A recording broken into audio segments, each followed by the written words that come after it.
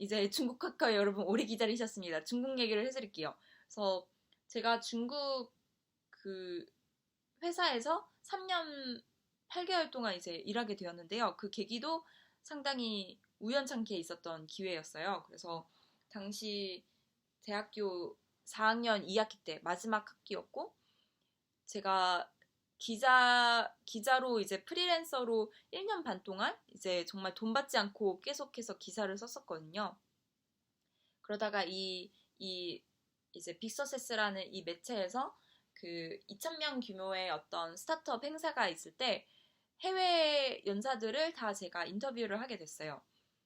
제가 이스라엘이든 실리콘밸리든 계속해서 이제 해외에 있는 창업가들을 인터뷰했었기 때문에 이제 그 여기서도 해외 연사들을 인터뷰하는데, 그때 제가 인터뷰를 한 정말 정확히 세어봤는데 100명째 되는 인터뷰가 그 한 90 몇 번째가 중국인 대표님이셨어요. 그래서 인생 처음으로 중국인 창업가분을 만나게 됐고, 그 중국에 한번 가보고 싶다는 생각을 했었어요. 중국어도 못하면서 이웃한 큰 나라가 도대체 어떤 나라일까? 무척 궁금했던 거죠. 그래서 이제 그 중국인 대표님을 인터뷰하게 되었을 때, 대표님을 인터뷰하고서 이제 잠시 이제 제가 좀 궁금한 것 좀 여쭤볼 수 있겠는지 이제 여쭤봤고, 대표님께 중국에 가고 싶다고 말씀드렸어요.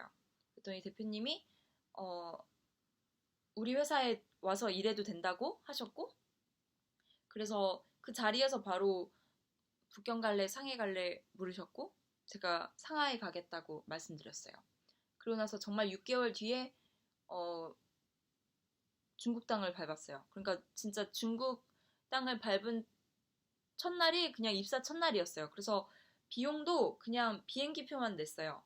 그 다음부터는 회사에서 임금 주고 숙소 제공해주고 이렇게 해서 다 이렇게 되었고요. 자, 여기서 중요한 부분은 여러분들이 대학생이시더라도 4학년이 되시면 본인의 명함을 만드는 것을 추천을 합니다.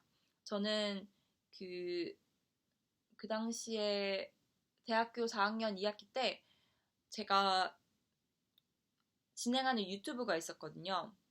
제가 말씀드린 실리콘밸리랑 이스라엘에 있던 창업가들을 인터뷰해서 유튜브에 올리고 했었는데, 그거를 이제 유튜브에 이제 연재 중인 제 이름이랑 그리고 제가 이때까지 썼던 기사들이랑 해가지고 제 스스로를 이제 이스라엘 스타트업 기자로 해가지고 명함을 들고 다녔었어요. 로고도 있었고. 그래서 이 명함을 제가 대표님께 인터뷰할 때 드렸던 거죠. 그래서 대표님이 나중에 알고 보니까 대표님이 직접 다 유튜브를 찾아보셨더라고요. 그렇게 해서 저한테 이렇게 기회를 주셨다고 나중에 이야기를 듣게 되었습니다. 그래서 아니 도대체 중국어를 못하는데 어떻게 그 현지에서 기자 생활을 했는지 궁금하실 수 있어요. 제가 지금 보여드리는 게 저희 페이지거든요.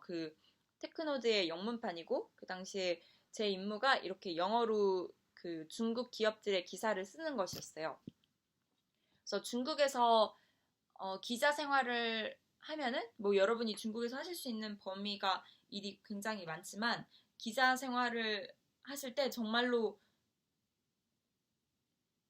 귀한 인맥들을 많이 얻을 수 있어요. 그러니까 기자로서 중국 행사나 기자회견에 계속 나가게 되고, 면대면으로 그 임원들을 만나서 인터뷰하고, 중국 투자들 뭐 네트워킹 행사 나가서 거기서 또 투자들이랑 인맥을 쌓고, 이렇게 해서 이 영문 기자라는 자리가 상당히 틈새 시장이에요.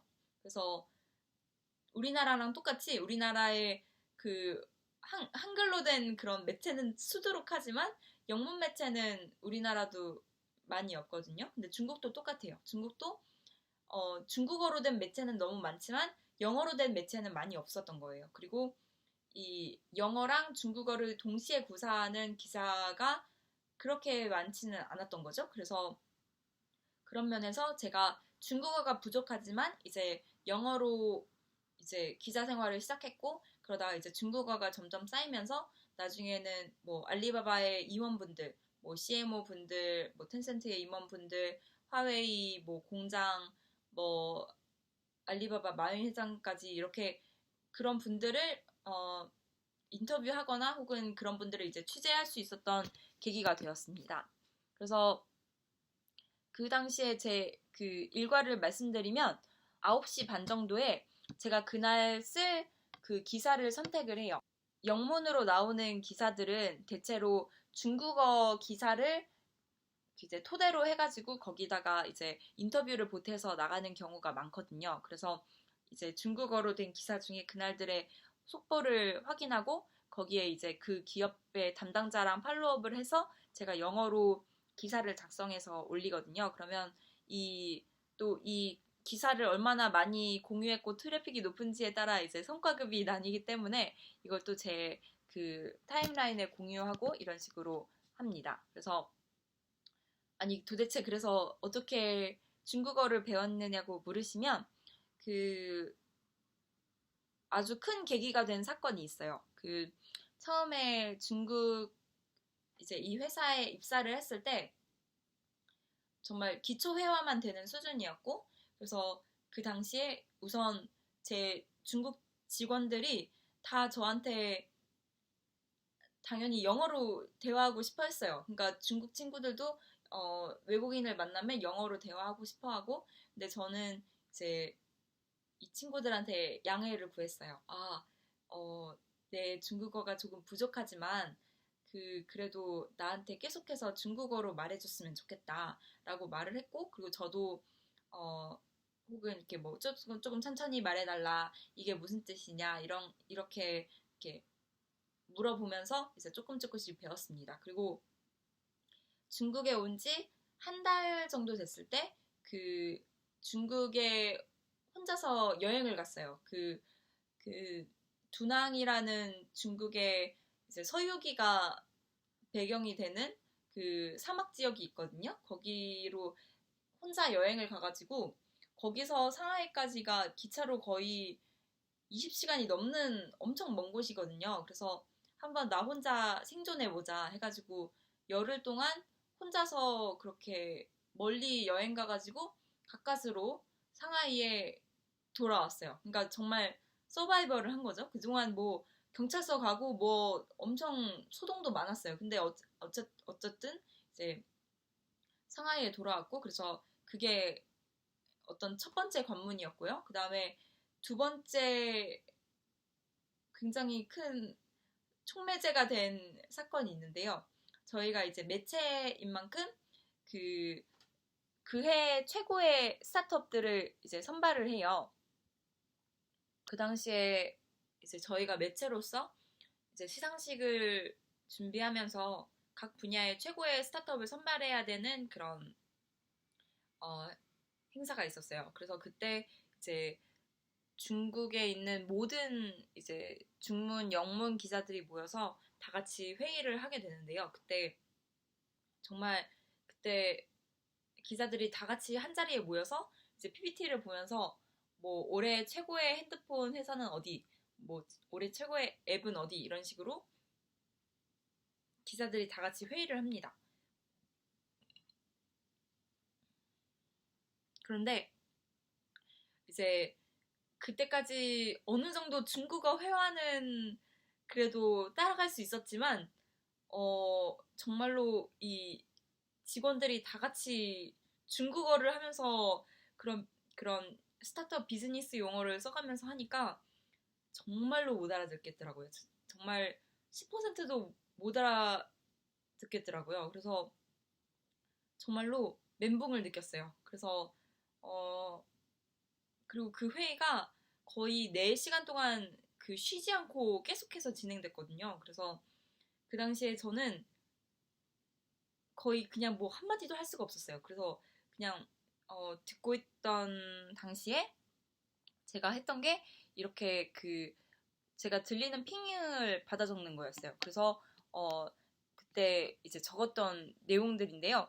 보시면은 뭐 롱츠 아니면은 뭐推荐 이런 단어들을 이제 다 받아 쓰는데 나중에 저랑 같이 이제 호텔에서 같은 방을 쓰는 이제 중문 편집장한테 이게 무슨 뜻이냐고 내가 지금 적은 게 맞는지 또 물어봤어요. 그랬더니 그 류치엔이라는 그 편집장님이 이거는 롱즈는 용모 뭐 모습 이런 뜻이 아니고 롱즈 그 스타트업이 돈 받는 파이낸싱이라는 뜻이야 이런 식으로 그때 또 나중에 와가지고 알려줬거든요. 그래서 이걸 또 저희 그 위챗 그룹방에 공유해가지고 막 애들이 에바 진짜 열심히 중국어 공부한다. 야 진짜 열심히 하네 막 이렇게 또 그 댓글을 남겨줘가지고 제가 되게 감동을 받았었어요. 그래서 이렇게 그 같이 일하는 중국 회사 직원들의 도움을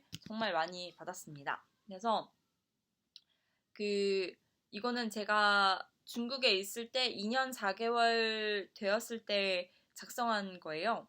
4월 24일 날 작성했네요. 그래서 보시면은 이게 매년 제가 중국에서 일하면서 느끼는 그는 느낌이 정말 달랐어요. 그래서 첫 번째 2015년에는 저에게 중요한 세 가지.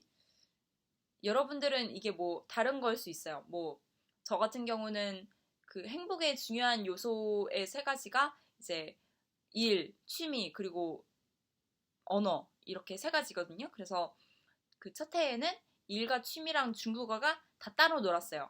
뭐 일은 영어로만 하려고 하고 취미도 또 뭐 영어로 할 수 있는 그런 걸 했었던 것 같고 그리고 중국어는 또 따로 뭐 친구한테서 배우거나 뭐 차이나타운을 이용하거나 뭐 학원 다니거나 그렇게 했었고 이제 1년이 지나니까 2016년이 되니까 이 세 가지가 조금씩 겹쳐지기 시작합니다. 그래서 일이랑 취미를 같이 겸할 수 있는 그러니까 이거를 특히 저는 출장 갈 때 많이 느꼈어요. 그 다른 중국 지역 출장 갈 때 이거 일이지만 정말 제 취미인 여행도 되고 그리고 일이랑 중국어가 겹쳐지는 건 제가 중국어로 인터뷰를 하기 시작했을 때 그래서 인터뷰를 쓰면서 정말 많이 그 중국어가 늘었고요. 그리고 취미랑 중국어가 겹쳐지는 거는 제가 헬스장을 다니기 시작했는데 중국 분들한테 PT를 받았어요. 그래서 그때 또 이렇게 겹쳐졌었고 이제 3년 차가 제일 재밌었어요. 2017년이 정말 제일 재밌었는데 이 세 가지가 다 겹쳐지는 교집합 부분이 있잖아요. 이 부분이 정말 저한테 너무 큰 기쁨을 줬어요. 왜냐면 제가 제 취미이면서 중국어를 배울 수 있으면서 또 제 일이라는 것이 여기 이 세 가지가 합쳐지니까 정말 시너지 효과가 나더라고요. 그래서